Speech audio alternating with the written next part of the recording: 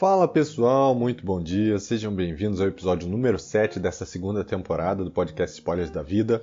E se você ainda não assistiu os episódios anteriores, não sabe o que está perdendo. Tem muitos temas sobre comportamento, programação neurolinguística, hábitos, ansiedade, liderança e muito mais. É só procurar no seu agregador de podcast lá, Spoilers da Vida, que você vai encontrar.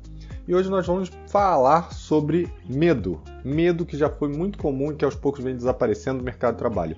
O medo de contratar ou trabalhar com alguém mais talentoso que você, também conhecido como Síndrome de Procusto. E você conhece Procusto? Não, né? Então vamos a uma pequena história aqui. Mitologia grega, lembra de Poseidon? Deus dos mares, dos oceanos, dos cavalos, o pai do Percy Jackson aí nos livros e no filme? Então, ele teve um filho chamado Procusto, que significa aquele que martela metais. E daí surgiu o mito do leito de Procusto, que conta que ele tinha um retiro no Monte Coridalos e nesse retiro ele tinha uma cama de ferro. Ele convidava os peregrinos que estavam de passagem a descansar no seu retiro e durante a noite ele ajustava os convidados à cama. O que eu quero dizer? Se o convidado fosse muito grande, ele serrava a parte da perna dos convidados. E se fosse muito pequeno, ele martelava até que eles se ajustassem ao tamanho da cama. E ninguém nunca coube na cama. E você sabe por quê? Porque ele tinha duas camas e ele sempre escolhia a que não estava de acordo com o convidado. E hoje em dia a gente usa o conceito da Síndrome de Procusto para definir as pessoas que têm medo de trabalhar com pessoas que sejam melhores que elas. Elas boicotam, elas humilham, menosprezam as pessoas que têm talentos ou que são brilhantes. Elas são intolerantes a tudo que seja diferente delas. Existem vários cenários que ilustram esse tipo de medo e eu vou começar aqui pelo mais comum. Você está ali de frente para o seu entrevistador, ele começa a olhar o seu currículo e de forma delicada, para não demonstrar nenhuma dúvida em relação a isso, ele pergunta sobre os cursos que você fez, sobre as experiências anteriores e sobre as suas habilidades e talentos que podem contribuir com o desafio que ele está tendo que enfrentar nesse momento dentro da empresa.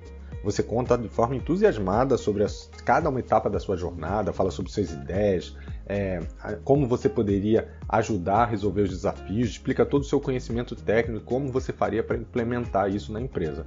Do outro lado, você até vê um sorriso. Parece que está tudo indo muito bem na entrevista. E no final você ouve o seguinte do entrevistador. Olha, realmente você tem muita experiência, eu acho que até demais para o que a gente está precisando aqui na empresa, mas fique tranquilo que eu vou deixar o seu currículo separado caso apareça alguma oportunidade à sua altura. Por mais que isso pareça um elogio, isso esconde um lado de medo. Medo de que o seu talento ofusque a pessoa que te contratou e quem sabe até ela perca o lugar dela para você. Sim, isso infelizmente ainda acontece. E aqui vem a primeira dica.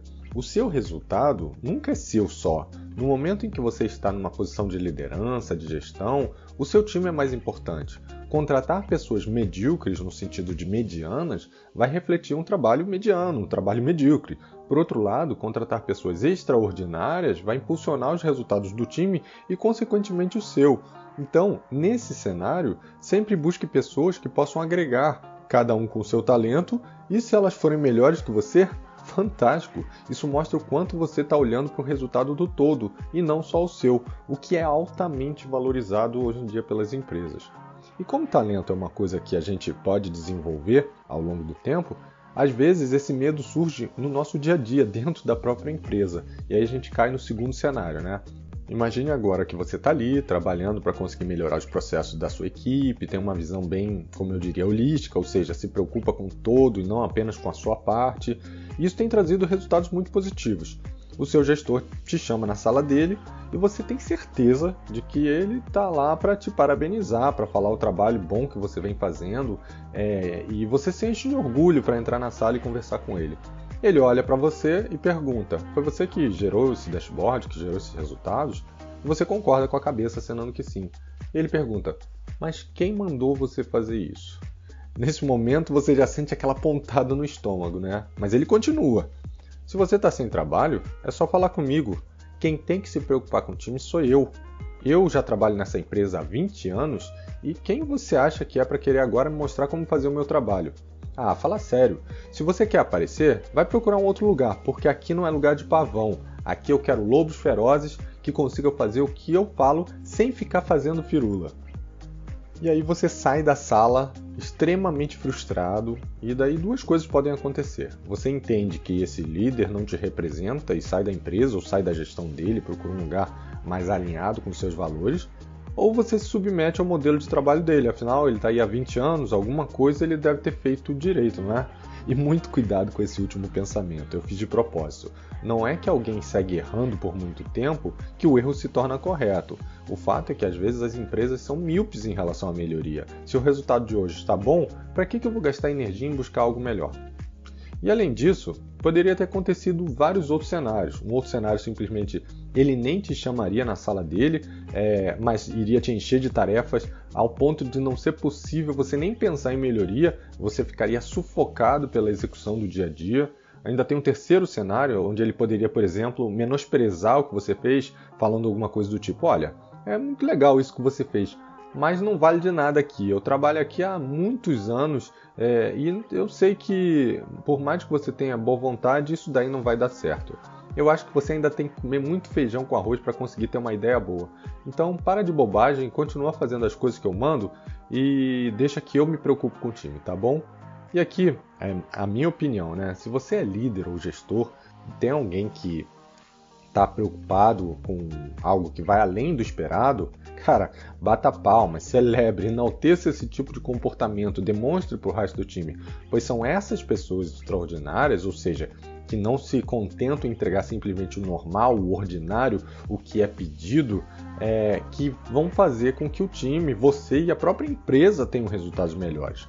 Mas se você acha que isso só acontece com líderes e gestores, pelos cenários que eu contei aqui, pode ter certeza que você está muito enganado. É muito comum ver esse tipo de medo dentro do próprio time. E aqui eu abro um parênteses, tá? Muitas empresas, elas fomentam uma disputa, a tal da meritocracia, mas que ela é mal conceituada. Eu sou super a favor da meritocracia, eu acho que ela é fundamental para o crescimento e bom funcionamento da empresa. É fundamental, inclusive, na motivação das pessoas. Mas quando o mérito é individual, é mais importante, inclusive, do que o coletivo, isso pode se tornar um problema. As pessoas começam a trabalhar para serem melhores uma do que as outras e não para entregarem melhores resultados. E isso, basicamente, é uma questão de dar clareza aos critérios de meritocracia. Mas foi só um parênteses aqui para explicar como eu vejo esses cenários e como eu acredito que esse medo se torna, né? Uma competitividade interna muito grande. Então vamos para o terceiro cenário depois desse parêntese. Você trabalha em uma empresa que tem uma avaliação individualizada, ou seja, cada um é avaliado pelo seu resultado próprio e não pela contribuição coletiva. Exatamente o exemplo que eu dei agora atrás. Você tem um projeto e todas as suas atividades estão bem definidas. Você começa a trabalhar e durante as reuniões de acompanhamento do projeto, você percebe que o seu colega está conseguindo andar mais rápido que você, inclusive com maior qualidade. Mas você sabe que se ele for melhor que você, provavelmente ele vai ser mais bem avaliado e aquele bônus que você está esperando vai acabar não chegando. Ele vai receber o bônus, eventualmente pode receber até um aumento e você não. E você sabe que tem dependência entre tarefas que você está desenvolvendo. E aí em algum momento você fala assim, gente, eu vou mudar a minha ordem de prioridades aqui do que eu estou fazendo e vou deixar essas demandas que existe cruzamento para o final e vou adiantar minhas outras demandas. E aí, magicamente, essas tarefas se tornam de menor prioridade e ele acaba ficando impactado porque ele também não consegue mais seguir com a demanda dele porque está preso pela sua. E você diz que está fazendo todo o possível para terminar, mas no final o que conta é que você acabou entregando as tarefas antes dele, porque você fez essa pequena mudança. E isso acabou melhorando para o seu lado, mas eventualmente não melhorou para o lado da entrega do produto. Olha como essa meritocracia individualizada, ela criou um cenário de evolução do produto que deu mérito para você, que terminou primeiro, mas não quer dizer que entregaria mais cedo o produto, e ainda penalizou outra pessoa, duas outras, né? O teu colega, obviamente, que ficou preso pelo teu trabalho, e talvez até por uma questão de organização, e o teu cliente, que deixou de receber aquele produto porque tudo ficou preso pela ordem de priorização que você deu. Quer ver um outro cenário? Às vezes um colega surge com uma ideia muito boa que vai melhorar o trabalho de toda a equipe, automatizando alguns processos, e você pensa, cara, putz, por que eu não pensei nisso antes? Eu estou aqui há mais tempo E se ele falar com o gestor, provavelmente ele vai acabar se destacando e adeus bônus. Então você conversa com ele e faz ele meio que desacreditar que essa solução seria boa realmente, ou que ela seria implementada. Ou até mesmo diz que o último que tentou inovar acabou levando esporro, que ele garante que isso vai se tornar uma ameaça, né? O líder, o gestor, vai olhar para ele como uma ameaça, e ele não quer que isso aconteça. E ainda pode ter um cenário pior ainda, né? Ele pegar a tua ideia e apresentar como se fosse dele. E aí acaba gerando um mérito para uma pessoa que não teve aquela ideia.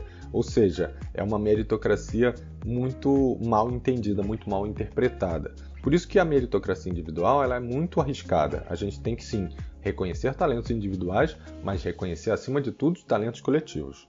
E você deve ter reparado que todos esses comportamentos são pautados em um medo do fracasso ou falta de reconhecimento individual. Conforme as empresas vão mudando o foco para o coletivo, para o resultado final e não para o resultado individual, essas atitudes elas vão sumindo, esses medos vão sumindo e as empresas elas passam a cultivar e reter os melhores talentos coletivos. E se você está em um lugar que ainda não percebeu essa mudança, compartilhe esse podcast com seu time, com seu gestor, mostre para eles que pensar no todo sempre vai ser melhor do que pensar nos resultados individuais. E esse foi o recado de hoje, espero que vocês tenham gostado. Mesmo esquema, se gostou, dá um curtir, deixa o seu comentário, faz o seu rate no agregador para que ele possa ter mais relevância para as pessoas e a gente se vê segunda que vem. Um abraço, tchau, tchau.